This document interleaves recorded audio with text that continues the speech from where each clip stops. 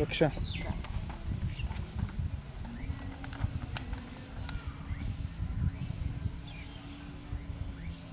אוקיי. אז אתי, בואי נתחיל מזה שתציגי את עצמך, תפרי קצת על עצמך, על כפר עזה. אני אתי קורן, חיה בכפר עזה כ-45 שנים, נשואה לשלמה קורן, אימא ל3 בנים שגדלו בכפר עזה, מקום מדהים, ממש סוג של גן עדן, התחנכו בכפר עזה, גננת המיתולוגית של הקיבוץ 36 שנים. כרגע 3 הבנים לא בכפר עזה, יש לי בן אחד בירושלים, נשוי עם 4 נכדים, בן שגר בהרצליה עם 2 נכדות מקסימות, והבן הצעיר בן 26 שגר בתל אביב. כפר עזה זה בית, זה מקום ש... באמת, גן עדן, הכל ירוק, אני מחוברת לקהילה, לאקולוגיה של המקום, מחוברת לאנשים בקיבוץ בגין זה שהייתי הגננת המיתולוגית. יחד עם זאת, באמת ב-20 שנה האחרונה, המקום הזה... את יודעת, כשהבעל שלי רצה לשפץ את הבית, תמיד אמרתי לו, לא, אנחנו לא משפצים את הבית. תמיד ישב לי איפשהו כאן בראש, שעם כל הכבוד, ועם כל זה שזה נראה גן עדן, יש פה משהו שהוא לא בטוח. זה שהתרגלנו לסבבים, וזה משהו שהוא לא פשוט. יש לי הרבה סיפורים לספר גם בתור גננת, שיוצאת לטיול עם 30 ילדים, ובאמצע תופס אותה צבע אדום. הילדים בכפר עזה מבינים שזה אמיתי, שזה הורג, הם בכלל לא מתלבטים, הם ישר רצים אחריי לאיזשהו מקום שהוא מוגן. עשינו פעם סרט כדי להראות, לבדוק איך אני מתמודדת ואיזה כלים אני נותנת לילדים להתמודד עם מצב ביטחוני. והאמירות של הילדים היו כל כך קשות. אני פוחד שלא יהיה לנו עולם, אני פוחד שרעים ייכנסו אל הבית שלי. זאת אומרת, כל מיני תכנים שילדים בני 5 ו6 לא אמורים לדבר עליהם. יש לנו חצר גרוטאות, זו חצר פעילה כזאת שילדים פעילים בה. ברגע שהם רואים מסוק בשמיים, או יש איזה לילה שהם לא ישנים, כל הגרוטאות הופכות לממדים, לטילים, הילדים מאוד מבינים שזה אמיתי ושזה... ואני רוצה ככה לספר על איך זה התחיל, יום שישי בערב, אני והבעל שלי בארוחה רומנטית, וסיכמנו, אנחנו אוהבים לעשות ספורט, סיכמנו שבשבת אנחנו קמים ויוצאים לשדות. אנחנו אנשים של בוקר, אבל יצא שב6 בבוקר, כששלמה התעורר, אני עוד ישנתי, הוא אמר, וואלה, ניתן לה עוד קצת. ב6:15 הוא אומר לי, יאללה, גברת, קדימה, קומי, תוך 5 דקות בחוץ. בזמן הזו יש לנו כלב, הוציא את הכלב, והכלב חזר, ג'ורג'י, אחרי 2 דקות. הכלב חזר אחרי 2 דקות, משהו שזה לא מאפיין, משהו שהוא לא רגיל. ואיך שאני קמה, זה היה ב6:20, פתאום מתקפה של צבע אדום וטילים, משהו שהוא באמת לא היה משהו שאנחנו רגילים אליו, בכזאת תדירות, בכזאת עוצמה. שהוא אמר לי ישר, את יאללה, כנסי לממד, הוא הצליח עוד להכין לי את הכוס קפה שלי עם החלב, ואיזה כוס עם מים עם לימון, ונכנסנו לממד. מהר מאוד שמענו ירי. שהוא אומר לי, אתי, נראה לי מחבלים. הוא הצליח ללכת למחסן שלנו שבתוך הבית ולהעביר רצועות. חיברנו רצועה לידית של הממד אל המיטה, הוא הביא הזיכונים ככה לחבר, וזה היה מטורף. הבנים שלנו שלחו הודעות אם אנחנו בסדר, כתבנו להם, הצלחנו לכתוב להם שאנחנו בסדר, אבל פה, מה שקורה פה זה משהו שהוא מטורף, אנחנו שומעים קולות של מחבלים. הקבוצה הראשונה שבעצם תקשרה והעבירה אינפורמציה זו קבוצת אנשים של כפר עזה. יש לנו קבוצה שנקראת נשות הכפר, ופתאום מישהי כותבת, אנשים בשחור עם סרטים ירוקים רצים פה בדשא, או אחרי כמה דקות מישהי כותבת מחבלים אצלי בבית. הבנו וואלה שזה משהו, אירוע שאנחנו לא מכירים, זה בקנה מידה שהוא מאוד מאוד גדול, אבל עוד הייתה לנו תקשורת. עוד הרגשנו בסדר שאנחנו בממד, למרות שזה היה באמת מטורף. אני בן אדם מאמין, אני ישר עם התפילות שלי, שלמה עוד איכשהו מנסה קצת לעשות נשימות. היינו בממד עם הכלב שלנו, כלב שהוא בדרך כלל כלב שהוא נובח ולא רגוע, הכלב הזה לא צייץ. היה שקט לגמרי, ואז בשעה 10 כבר לא הייתה לנו תקשורת. לא היה חשמל, לא הצלחנו לתקשר, לא היה כלום, פשוט היינו מנותקי קשר. ההפצצות שהיו באמת, היו פשוט נוראיות. היו קטעים שפתאום שמענו אנשים על הגג, הולכים על הגג ודופקים, ובצהריים פתאום אנחנו שומעים דפיקות חזקות בדלת כניסה לבית. שלמה אומר לי, אתי, אני קל. בפסיכולוגיה יש כל מיני מושגים של פלייט, אני פשוט הייתי בפריז. לא היו לי מחשבות שהנה עכשיו הולכים לרצוח אותי. התלבטתי לשנייה אם לכתוב משהו לבנים שלי. אבל הייתי כאילו מנותקת אירוע, ושלמה החזיק את הרצועה שחיברה לידית של הממ"ד. במשך 5 דקות היו כאלה דפיקות, אבל אחרי זה שקט. אז איזושהי נשימה לי רווחה ואמרתי, וואלה, הם הלכו. דפיקות על הדלת של הבית או על הממ"ד? לא על הממ"ד, דפיקות של דלת כניסה לבית. דפיקות חזקות כאלה. טוב, אני ממשיכה להתפלל. עכשיו, חשבתי שזו הזקה. הכוס היחידה שהייתה לנו זו עוד הכוס מים עם לימון, שלגמנו ככה לאט לאט. וכבר ערב, ואנחנו מנותקים ולא מבינים מה קורה, אבל בכל זאת הרגשתי שאני באיזשהו מקום מוגן, שזה הממ"ד, למרות שהיו קטעים שהחלון של הממ"ד פשוט רעד. אין לי ספק שנפלו פצמרים ליד הבית, או גם אחד הפצמרים בתוך הבית. וככה עוברות השעות, ומגיע הלילה, ואין קשר, ואנחנו לא יודעים מה קורה. הייתה איזושהי ציפייה לשמוע איזה טנק, איזה עברית, איזה משהו, כלום לא. כאילו אנחנו שנינו עם הכלב ולא יודעים מה קורה בעולם החיצון, פרט לזה ששומעים את הערבית ואת כמובן שלא ישנו בלילה, אולי טיפה נזכרנו. את מצליחה לראות משהו בזמן הזה? מה קורה בחוץ? כלום, מה פתאום? הכל סגור ומסוגר. תשמעו, היריות שגם ירו לחלון של הממ"ד, זה היה מטורף. אתה אללהו אכבר, ואתה שומע את הערבית הזאת, אתה שומע את זה חזק, שומע את זה מאוד מאוד חזק ולא מעז לא לפתוח לו חלון. באיזשהו שלב שלמה אמר לי, אתי, אולי נפתח טיפה לב, אני אוציא את היד כדי שתהיה לנו איזושהי תקשורת. כאילו בשום פנים ואופן לא, אתה רוצה שירצחו אותנו? אז לא העזנו. אז דמיינו לכם מיום שבת ב-6:20 בערך בבוקר, והגענו כבר ליום ראשון, ואז הוא אמר לי, אתי, תקשיבי, כמה דקות של שקט אני שומע, בוא ננסה נפתח את הדלת של הממ"ד כדי לראות מה קורה. ממש בזהירות מאוד גדולה, איך שהוא מצליח לפתח את הדלת של הממ"ד, ואנחנו מבינים שאין בית. אין בית, כאילו אתה רואה את השמיים, אין בית, אין כלום. אני לא יודעת כאילו איך אנחנו חיים בכלל, כאילו כלום.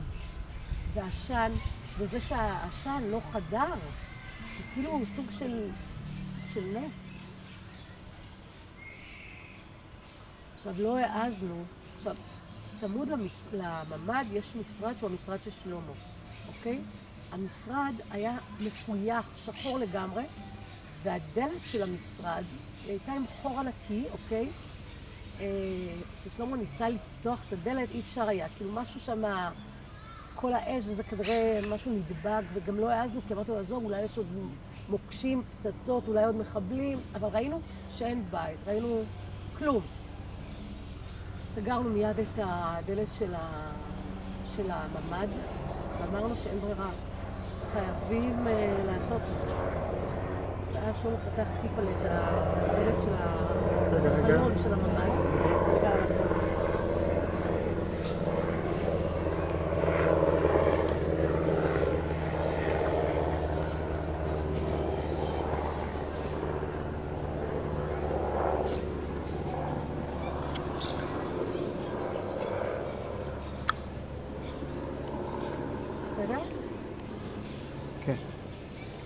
שלמה פתח את ממש טיפי. הייתי בלחץ מאוד גדול, כי זה תוך כדי ירי, זה לא... ואז הוא צלצל לבן שלנו רותם, ואמר לו, רותם, אנחנו בסדר, אבל הבית עולה באש, תדאג לנו לחילוץ. רותם בצבא היה בשייטת, בעתלית, לא לוחם, היה באיזה תפקיד. אמר לנו, תהיו חדים, ממש, תהיו בערנות, תהיו חדים, אני על זה. ובתל אביב, ברחוב ארלוזורוב, פיתן דיזנגוף, שם היה רותם. הוא ירד מהבית שלו והסתובב ברחוב, תוך כדי שהוא מנסה לתפוס את החבר'ה שלו מהשייטת כדי להגיד להם, פגש איזה מישהו שאני מכירה את האח שלו וביחד עזר לו בעצם ליצור קשר עם החברים שלו מהשייטת שכנראה היו באזור כפר עזה, ורותם בעצם כיוון את הלוחמים של השייטת לבוא אלינו הביתה כדי להציל אותנו. עכשיו, הלוחמים הגיעו לפרונט של הבית, לקדמת הבית, והוא צועק עלינו בטלפון השני, תצאו אליהם, אמרו, רותם, אי אפשר לצאת, הבית עולה באש. ואז הייתה להם כנראה איזושהי התקלות, והם שלחו את דובדבן, ורותם היה איתם בקו, והם הגיעו ממש צמוד לדלת של הממד, לחלון של הממד, ואז פתחנו, ותוך כדי אש וירי, אני יצאתי, הכלב יצא ושלמה יצא. ואז, כשנכנסנו לרכב הממוגן, אז כאילו התפרקתי, כאילו לראות את הבית עולה באש, וזה שאנחנו בכלל חיים. הנסיעה הזאת, מהבית שלי, לתחנת דלק, שזה כלום, זה קילומטר, הייתה חוויה מאוד מאוד קשה. לראות גופות על הכביש, לראות את השכן שלנו, שרצה לצאת לטיול דיפים, וחזר כדי לפגוש את האישה שלו, להיות איתה. הוא בג'יפ מחורר ויושב באמת כבר מיום שבת בבוקר הייתה סיטואציה מאוד מאוד מאוד קשה. זהו, ואז הגענו לתחנת דלק של כפר עזה. בעצם כמה זמן הייתם בממ"ד סך הכל? 30 שעות. 30 שעות. היינו משבת ב-6:20 בבוקר עד בעצם יום ראשון, לא יודעת, 12, 1, כבר לא זוכרת. רק בשבוע האחרון, ככה בשיחות עם הבנים שלי, הבנתי מה הם עברו. כשהם ניסו להתקשר עם אנשים של הקיבוץ, אמרו להם שאנחנו מנותקי קשר. היה כאוס מאוד גדול בקיבוץ. כל הכיתת כוננות בכלל נרצחה. שמעתם את זה. אין לי כבר דמעות, אני מרגישה שאני מאוד מספרת את זה באופן, לא יודעת, אני לא יודעת איך. כמו שלא בכיתי בהלוויות, פתאום נראה משהו...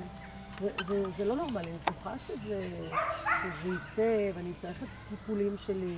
קיבלנו פה הרבה חברים, הרבה ילדים שהייתי הגננת שלהם. אני אומרת, באיזה זכות יש לי לקטר אותה. כל משפחה שאתה עובר, רצחו את הילדים, נחטפו המשפחות. הכל התערער, בעיקר התחושה הזאת של החוסר אמון. אני חושבת שיש לי איזה חוסר אמון עכשיו. בעולם, באנשים, בהכל. תחושה מאוד מאוד קשה, מאוד קשה. לא יודעת. לאן פנינו?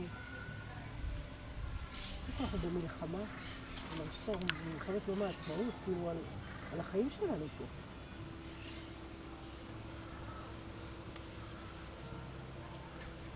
קודם כל באמת בהודעה מאוד גדולה על החיים. קיבלנו את החיים, כי זה שהם לא נכנסו ולא נלחמו בנו ולא ניסו להיכנס לממ"ד בכלל, וזה שהאש בכלל לא חדרה ולא חנקה אותנו, מה שהיו אצל משפחות אחרות, אז אני חושבת שקרה לנו נס. הייתי בעצם הדבר היחיד שנשאר מהבית שלך זה הממ"ד? כן. לגמרי. הממ"ד, סליחה, והמחסן, אני לא יודעת מה היה, אבל יש איזה ארון עם נעלי ספורט שהוא נשאר, וזהו. כלום, כל החדרים קרסו, הסלון, האלטיקה, אין כלום. אין כלום. הם פשוט שרפו, הציפו, זרקו קצת, אין כלום. אין כלום. אבל זה לא, כאילו, אני אומרת, וואו, זה שאנחנו חיים, זה הכי חשוב, אבל היו שם דברים שהיו זוועה, קטסטרופות, שואה. אנשים נרצחו, אנשים נשרפו, אנשים... היו מחבלים בתוך הבית, שמעתם? עכשיו, אנחנו היינו בטוחים שהם דפקו בדלת, לא, תסתכלי על הדר. זה משנה. הייתי בטוחה שהם דפקו בדלת, וזרקו פצצות והלכו. אבל יש לנו מצלמה, שלמה יש לי אופניים כאלה יקרים, ויש לנו מצלמה. החבר'ה מהימ"מ הביאו את הכונן וראינו. ובשום. 10 מחבלים נכנסים, יוצאים מהבית שלנו, לוקחים עציצים. זה התחיל ככה שרואים, היה איזה עציץ גדול על השולחן, לקחו אותו ופשוט שברו ניפצו את החלונות, ורואים איך שהם נכנסים. ורואים אותם יוצאים עם הגיטרה של הילד שלי, או עם כל מיני, ורואים אותם מתעסקים עם האופניים של שלמה, מנסים לראות בשרשרת כדי... אבל כאילו מסביב לבית, ובכל הפרגולה שלנו שבמרפסת, 10 מחבלים, מתעסקים עם אופניים, נכנסים, יוצאים, עם RPG, עם פצצות. זאת וואלה. חשבנו שהם לא התנחלו אצלנו, אבל הם היו בתוך הבית. והיה לנו מזל מאוד גדול שהם לא נכנסו, לא ברור לי איך. לא ניסו. לא ניסו, עוד פעם, דפקו בהתחלה, אוקיי? אבל הם לא נכנסו לאזור של הממ"ד. לא יודעת איך. לא הייתה לנו שום מלחמה איתם, או להחזיק את הידית שלה. לא, זה לא קרה. אבל יש הוכחות, ושלחנו את זה, ודיברנו ביחידת להב 443, הם יודעים, הם קיבלו את החומרים, 10 מחבלים היו אצלנו, היינו אותם יוצאים, נכנסים לתוך הבית, מתעסקים עם האופניים, שוברים, מנפצים, ואז בשבת ב-10, זהו. משבת ב-10 כבר אין את הצילום, מפני שלא היה חשמל והכל נותק. אבל עד 10 יש תיעוד ויש צילום על זה שהם היו בבית, ומסביב לבית, כנראה גם היו חוץ מהלוחמים, היו גם כל מיני בוזזים. אז הוא מוציא גיטרה, עוד מוציא את הגיטרה מהנרתיק, ועוד בודק את הגיטרה. את חושבת שכאילו, איפה הצבא? מה קורה פה? תחושה נוראית. מזל שרק בדיעבד ראיתי כמה בעצם מחבלים נכנסו ויצאו בתוך הבית שלנו. היה איזה רגע שאמרת בהתחלה יחסית, הייתי מנותקת. מתי היה הרגע שאת אומרת, אוקיי, התחברתי לסיטואציה, אני מבינה מה קורה, אני מבינה שאני בסכנה? אני חושבת שביום ראשון, ברגע ששלמה פתח את הדלת של הממ"ד, אמרנו, וואלה, הבית עולה באש, בלעבוד, צריכים לעשות מעשה. קווים די. צריכה כן לאפשר לשלמה לפתוח קצת את החלון כדי שתהיה קליטה. מזל שעוד נשארה לי טיפה לסוללה, כי לשלמה לא הייתה סוללה כבר. מזל. כי עד אז בעצם לא הייתה לך קליטה. לא הייתה קליטה. הייתה קליטה רק כשפתחנו קצת את החלון, אבל מבינה שהיה קשה לפתוח את החלון, כל הזמן היה ירי. מחבלים על הגג, ירי מסביב, ירי על. ואז הבנתי שזהו, די, צריך לעשות משהו. סגרנו, אמרתי לך את הדלת של הממ"ד, פתחנו את החלון, ואז התקשרנו לרותם. זה הזוי, אני צריכה להתקשר לבן שלי בתל אביב, שהתקשר לחברים שלו, ורותם ניהל חמ"ל, רותם הציל אותנו.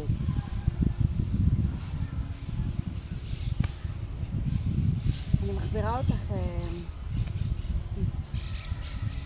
לחזרה לאלונית. תפרי קצת על הדרך הזו, על מה קורה שם. אז הגענו לאלונית. אחרי שבאמת את רואה את כל אז קודם כל אני לא אהבתי לראות, אני עוד הייתי במתח. מצד אחד בכיתי ברכב המשוריין, בגלל כל הזוועות שראיתי. וכשהגענו לאלונית, מצד אחד הייתה לי איזושהי תחושה של הקהל האמיתית שלי, הרגשתי שאני הייתי עצבנית נורא ובסטרס מאוד גדול. אמרתי, וואלה, לא מתתי בבית, לא רוצה למות פה, ולא אהבתי את כל ההתכנסות הזאת. מלא חיילים, אמרתי, אלוהים ישמור, הם לא מבינים איפה הם נמצאים, הם לא בשוויץ. למה כל ההתכנסות הזו? למה... מאוד מאוד כעסתי על זה, ואני הייתי בלחץ מאוד גדול. באלונית, בחנות הזו, יש לי ממ"ד.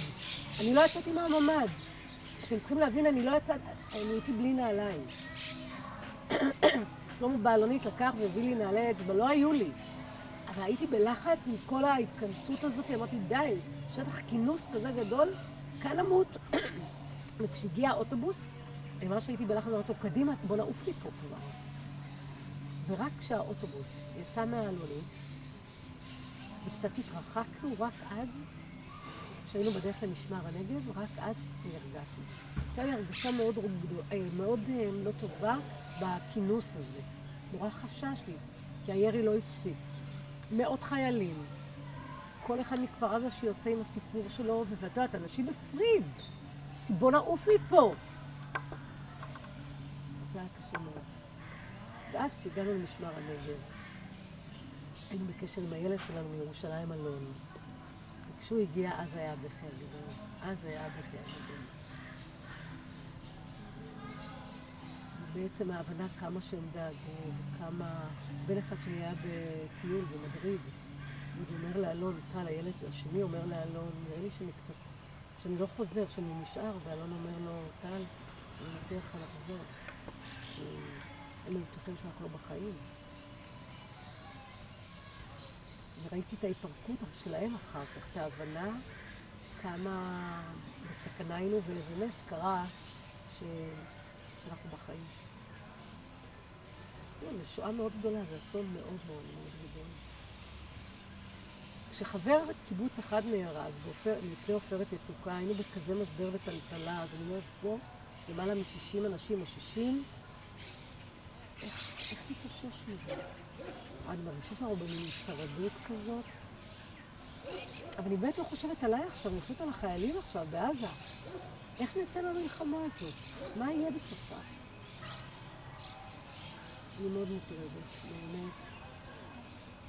אני חושבת על רועי, הצלם מוויינט, שמאוד אהבתי אותו ואת אשתו סמדר, ששניהם נרצחו והילדים שלהם היו בארון שם במשך 14 שעות.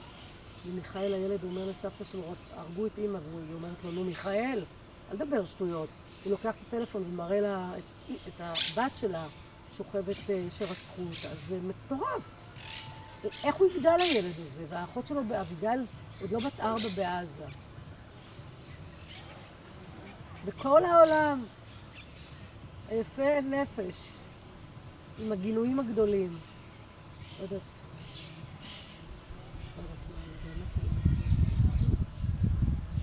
אז אני אומרת, אוקיי, כפר עזה, אולי זה מוקדם לשאול. שואלים אותי, את תחזרי? לא יודעת, לא נראה לי, אבל לא רוצה להצהיר הצהרות, אוקיי? כמה זמן גרתם? 44, משהו כזה. אז עוד אוקיי, אז מה, יהפכו את כפר עזה לבסיס צבאי, ומה? אחרי זה יפנו את האנשים מאשקלון? כאילו, מה יהיה?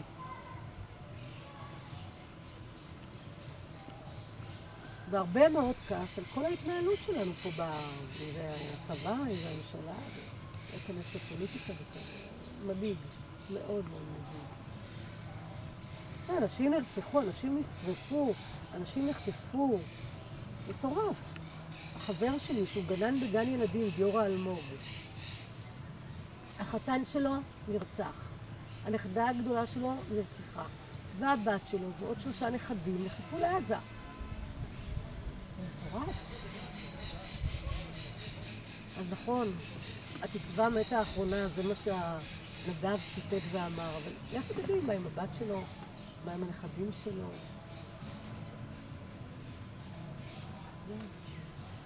לא הזלתי דמות, כי אמרתי לך, אני... חכי. זהו. ספרי לי על רגע המפגש עם רותם. עם רותם? רותם, את יודעת,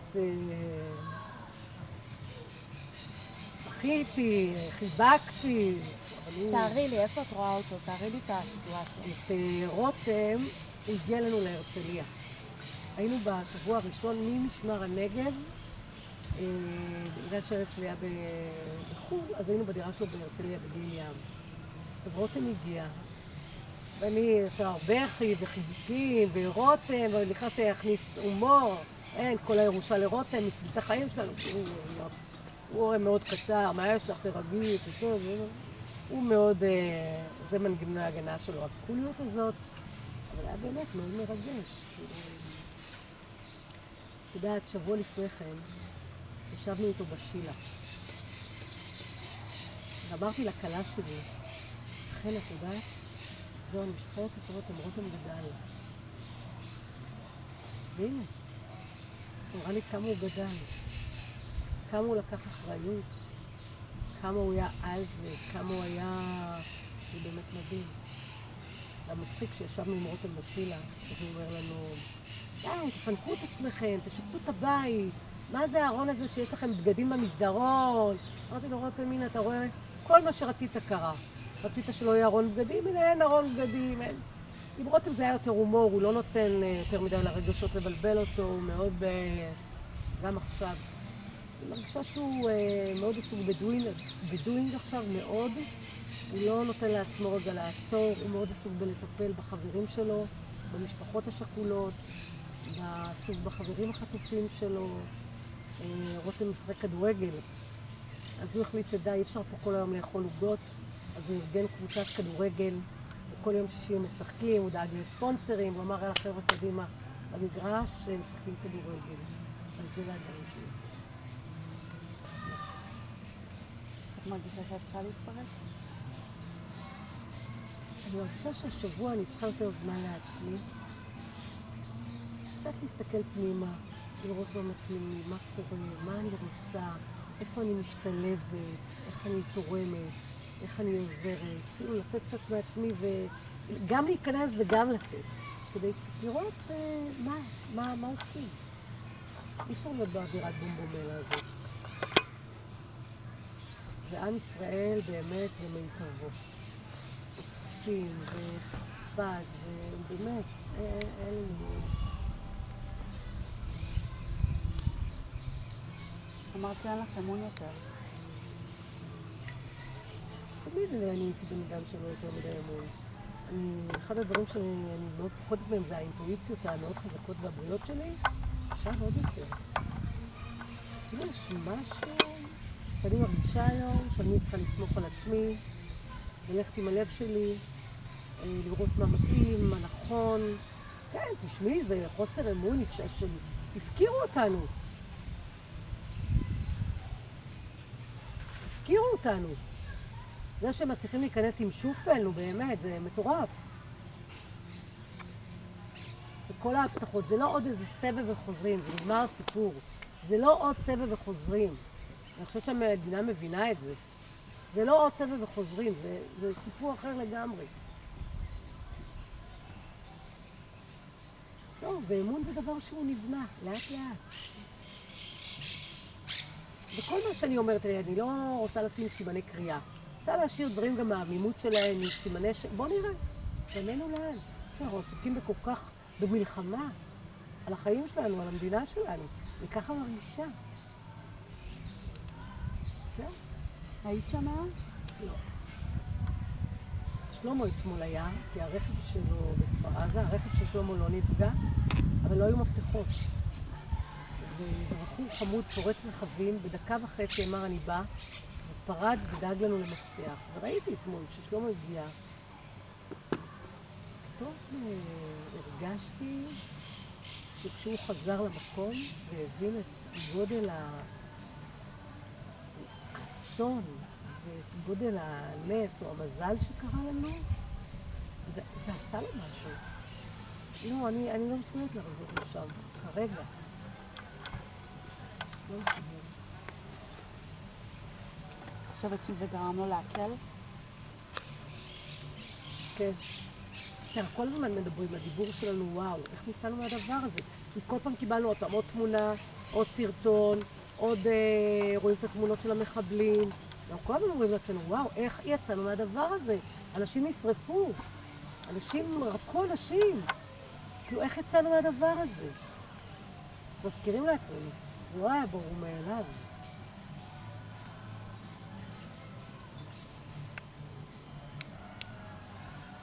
יש לך איזשהו מסר למי שיראה את הסיפור שלך?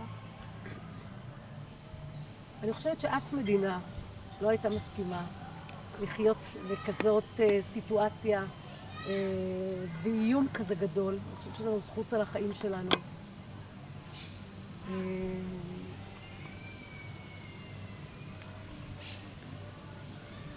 והעולם צריך להבין שמה שהיה פה זה פשוט שואה, זה טבח, זה רצח של ילדים, של נשים, זה לא מלחמה בין חיילים, פשוט מזעזע, אנשים שהם לא אנושיים, טירוף.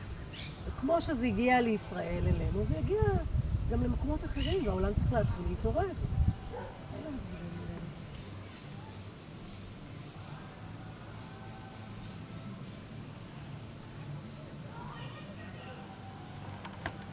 והיום ניסה לעצרת כדי לתמוך במשפחות של החטופים. להיות איתם. זה נורא להגיד, כי אני אומרת לעצמי, אין לך זכות להתפרק ולהתמוטט. יש פה כל כך הרבה אנשים שהאי ודאות איתם היא כל כך גדולה.